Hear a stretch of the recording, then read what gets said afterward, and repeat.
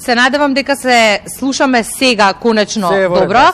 Спомена и ти експлозија во високонапонската мрежа беше причина поради која што речиси цело Скопје, дел од Велес и Овчеполието остана без електрична енергија. Ово утро со нашиот соговорник кој што го спомена и ти, професор доктор Антон Чаушевски, зборуваме за причините за дефектот во електроенергетската мрежа, за тоа какви последици оставаат меѓу другото дефектите во електроенергетската мрежа и по апаратите во домакинствата, но и по големите машини во индустријските објекти и меѓу другото како да се заштити системот од идни дефекти. Професоре, добро утро.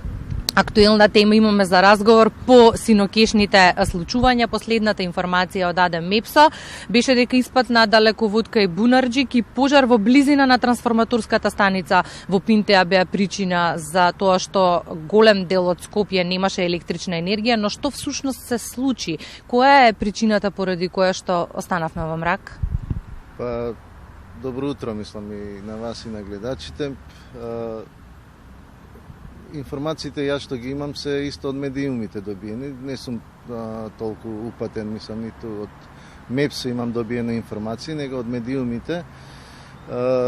Главно е пожарот што се случи близу трафостаницата Пинтија или кај самата трафостаница и МЕПСО, колку што разбрав, ја исклучил трафостаницата од напојување, од мрежа, превентивно, за да не дојде до некои поголеми последици, односно поголеми хаварии во системот. Значи, тоа е превентивно направено и добро е. Значи, работат по некои прописи, правила, ако има пожар, треба да се исклучи се што е електрично, за да не дојде нешто поголемо, не дај Боже трансформаторот, не знам, да се запали или било што. Значи, уште поголеми хаварии би настанале. Значи, тоа е правилна реакција, како да кажам, правилно постапија од МЕПСО вработените и колку траеше тоа, не знам, 2-3 сати, после нели се врати напојувањето на дел од Скопје и можда пошироко, не знам точно. Многу прашања се отворија во текот на вчерашниот ден, конкретно вечерта во врска со целата оваа ситуација, меѓу кои за безбедноста на електроенергетската мрежа. Па еве да ве прашаме и вас ово утро, безбедна ли е електроенергетската мрежа и што може да се направи во насока на поголема заштита? Па електроенергетската мрежа е, како да кажам, безбедна до одреден степен и сигурна. Ние имаме релативно, нели имаме преносен систем за кој е одговорен МЕПСО, тоа се оние високи напони 110 и 400 киловолти и евана дистрибутивна мрежа. Значи секој си е одговорен за својата мрежа. Мрежата наша е, да кажам, релативно добро и конфигурирана и тополошки средена.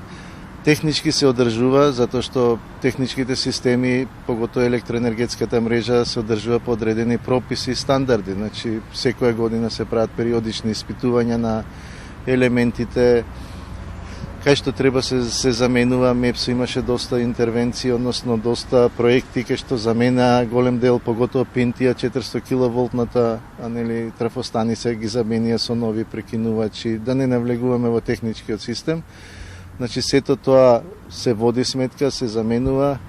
Меѓутоа, секој пат има некој несакан, ова е пожар што се случи близу трафостаницата, не знам точно на кое место. Значи, не е грешка некоја што настанала од самата, да речеме, електроенергетски уреди што ги има и постројки, него се настанала од надворешни влијанија. Секој пат имаме такви несакани, да кажеме, дејства што се случуваат. Ваши колеги експерти од енергетиката се огласија во текот на вчерашниот ден, напоменувајќи дека е добро што трафостаницата немала дефекти. Колку е важно одржувањето на трафостаниците и се правили тоа доволно добро за да биде безбедно? Да, трафостаницата нема дефекти, како што кажав, јас таа е неодамна реновирана, реконструирана, заменет голем број дел од опремата, значи има релативно во одлична состојба, како да кажам. Она немаше дефекти, меѓутоа превентивно е исклучена за да не дојде до нешто полошо, да кажам. Како што напоменав, трафостаниците, постројките, далеководите се редовно одржуваат. Значи, тоа се прави по одредени прописи, стандарди, значи нема тука импровизација, не може да има импровизација. Значи нашата мрежа е релативно добро одржувана. Јас колку што пратам и гледам и од МЕПСО, Евана ја својата мрежа одржува, реконструира, подобрува. МЕПСО исто така има проекти со 6 далеководи, 110 киловолтни, кај што ги реконструира. Нова трафостаница 400 киловолти, значи релативно мрежата ни е добро и конфигурирана и одржувана. Значи нема тука што. Сега секој пат ќе има и имало и ќе има такви несакани некои шокови последици. Во текот на ноќта веќе и најавија всушност даде МЕПСО дека ќе има прекини во енергетската мрежа за да се санират комплектно од дефектите. Меѓутоа и Бунарџик немаше струја, односно индустријските капацитети. Она што ме интересира, колку овие нагли прекини во електричната енергија влијаат врз сериозното оштетување на машините во индустријските објекти? Да, прекините на електрична енергија на напојувањето се секој пат пропратени со некој, можеби ќе има и може нема да има несакани последици врз потрошувачите, односно врз електричните уреди кои се врзани на таа мрежа. Поготово, ја ќе кажам, и прекинувањето на електричната енергија може да биде проблем. Ќе напоменам, голем број од потрошувачи си имаат резервно напојување, дизел агрегати, како да речеме болници, клиники, здравствени домови, фармацевски куќи, хемиски индустрии. Значи, таму кај што е потребно непрекинато напојување, самите индустријски капацитети или јавни установи или приватни, не е важно, си имаат дизел агрегати кои се вклучуваат брзо после прекинот на струјата, поготово клиника, мислам, не може да остане без електрична енергија. Ја верувам дека имаат и дека се уклучил дизел агрегатот. Поготово 2 сати, знаете, мислам да не дискутирам, има различни апарати кои се врзани за животите на луѓето, нели луѓето што се врзани за одредени апарати. После индустријски зони, еве сега вака што ми паѓа на памет хемиска индустрија, да стане прекин на некој си погон кај што има, значи може да има големи последици за самите уреди и за економски врз самата компанија. Тоа во светот се вика енергија која не е испорачана, energy not served. Значи и обично на запад такви испади непријавени, значи не непријавени, што се случуваат не така непланирано, како да кажам, хавариски, не тоа хаварија, некој тежок размер. Обично си има некакво, како да кажам, обештетување од страна на операторите на мрежата. Сега тоа кај нас како е решено. Зборам за индустријските потрошувачи, за сервисните услуги и така натаму. Не знам, овие што имаат фрижидери, не знам, сега не ми текнува моментално на кој, али има голем број на потрошувачи кај што е важно да има непрекинато напојување. Струјните шокови се чини најмногу удираат по џеботи на граѓаните. Сигурна сум дека вчера во домакинствата кои што останаа без електрична енергија имаше барем еден апарат вклучен во моментот на прекинот на електричната енергија. Колку прекинот, наглите прекини на електричната енергија влијаат и на функционалноста на апаратите во домакинствата, професоре? Па влијаат сигурно, без разлика што се тие апарати за домакинствата, не знам, врзани на нисконапонска мрежа 220 волти и така натаму. Сигурно влијаат такви шокови врз и векот на самите апарати, а и до можноста да дојде до некое, да речеме, расипување на апаратот, прегорување на одреден дел, макар и осигурувачот. Значи, прекинот на струја можда нема таква влијание, самиот прекин на струја кога ќе се случи, затоа што апаратот ќе исклучи, меѓутоа повторното доаѓање на напојувањето на електрична енергија, тој може да направи некаква си последица, во смисла ако се вклучени електронски уреди што се осетливи на промени на напонот, затоа што нагло доаѓањето на електричната енергија може да предизвика повисок напон, не знам, пренапон, секако може да удри по по одреден електричен апарат. Значи, поготово електронските уреди, мислам телевизори, не знам, компјутери и така натаму, се релативно осетливи на они бараат, како да кажем, ние викаме квалитетна електрична енергија.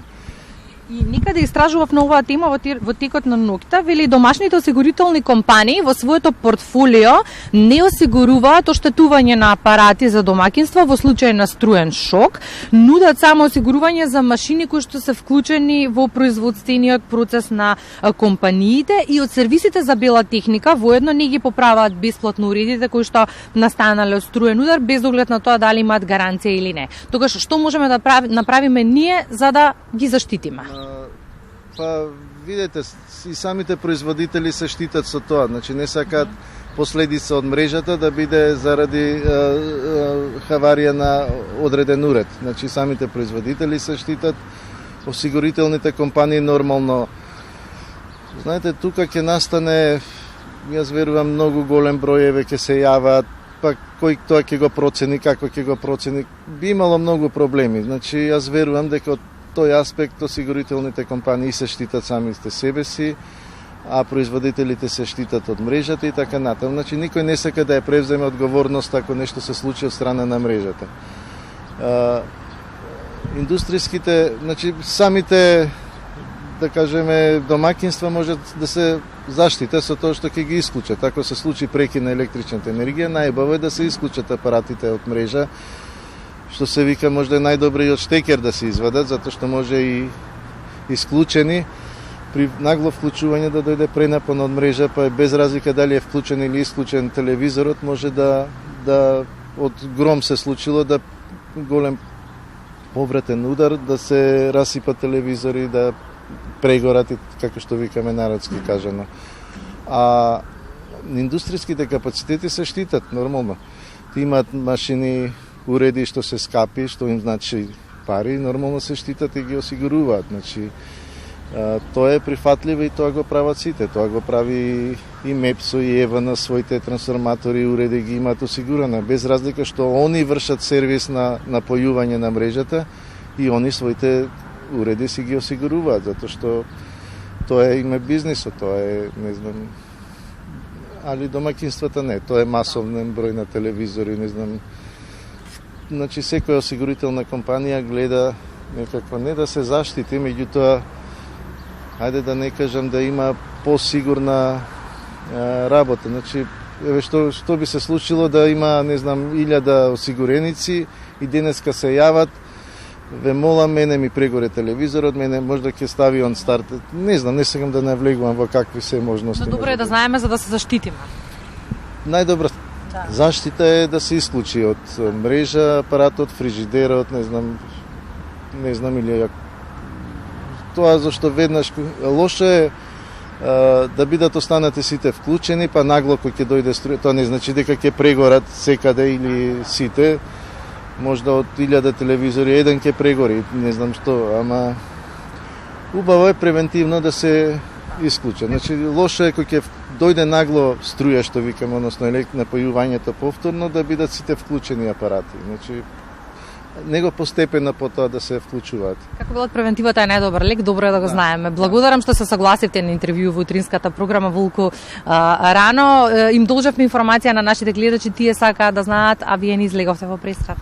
Благодарам и на вас. Па еве, спремен сум колку што знам, колку што можам, ќе дадам некои информации, мои мислења и така натаму. Значи, благодарам многу, професоре. Сосема на крај на ова линковско вклучување, уште една информација, Бранко од АД ЕСМ информира дека производството на електрична енергија тече според предвидениот план за производство, нема никаков застој и електраните се подготвени во секој момент да испорачаат потребни количини на енергија во системот. Работат двата блока во РЕК Битола, гасната електрана енергетика во Скопје, еден котел во ТЕЦ Неготин, хидроелектраните според потребите и се превзема и електричната енергија од ТЕТО согласно важичкиот договор. Го спомена во ова линковско вклучување на почетокот и снабдувањето со парно грејење, токму така прекинот на електрична енергија направи проблем и во парно грејењето. Некаде се врати веднаш повраќањето на струјата, но дел од граѓаните останаа се уште без парно грејење, па токму затоа информираат и дека во зградите кои што имаат постар тип на топлотни пумпи, вклучувањето ќе се врши и во текот на денешниот ден рачно од страна на стручни лица. Сите нови информации навремено ќе ги имаме во утринската програма, но и во информативните изданија на Македонската телевизија. Имаме ли прашања, студија?